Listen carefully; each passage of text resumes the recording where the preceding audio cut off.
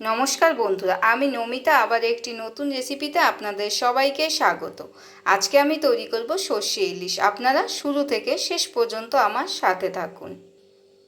এর সাথে আমি অ্যাড করে নেব সামান্য পরিমাণ হলুদ, লবণ।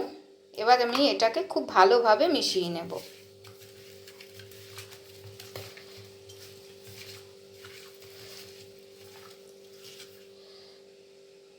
খুব ভালোভাবে মেশানো হয়ে গেছে। এদিকে আমি উনুনে বসিয়ে দিয়েছি একটা কড়াই এবং কড়াইটা গরম হয়ে গেছে।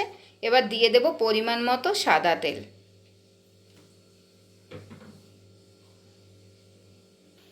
তেলটা গরম হয়ে গেছে। এবার দিয়ে দেব মাছগুলো। খুব হালকাভাবে ভেজে নেব।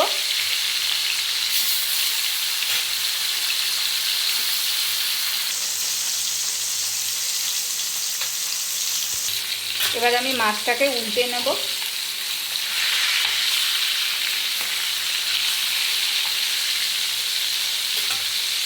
সবগুলো মাছ খুব ভালোভাবে উল্টানো হয়ে গেছে, খুব ভালোভাবে ভাজা হয়ে গেছে। এবার মাছটাকে আমি অন্য একটি পাত্রে তুলে নেব। সবগুলো মাছ খুব ভালোভাবে ভেজে নিয়েছি। ভেজে রাখা মাছের তেলের মধ্যে আমি ফোড়ন দিয়ে দেব। দিয়ে দিচ্ছি কালো জিরে,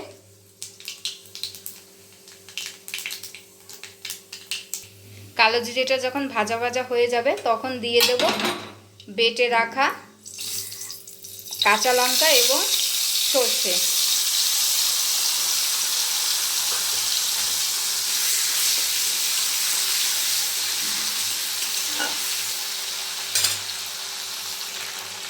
দিয়ে দেব পেস্ট করে রাখা টমেটো।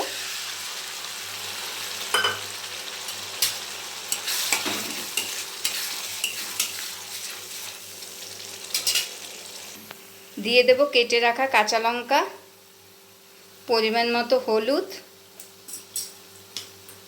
পরিমাণ মতো লবণ।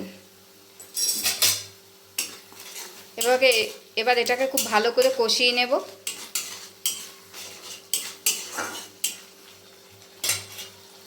খুব ভালোভাবে কষানো হয়ে গেছে। এবার দিয়ে দেব পরিমাণ মতো জল।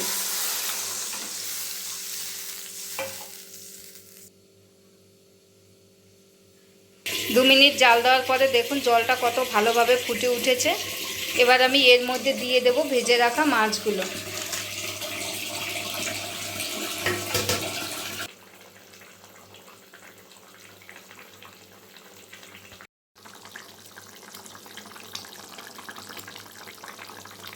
সর্ষে ইলিশটা আমার পুরো তৈরি হয়ে গেছে।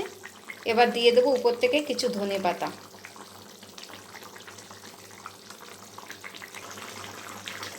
এবার আমি এগুলোকে অন্য একটি পাত্রে তুলে নেব।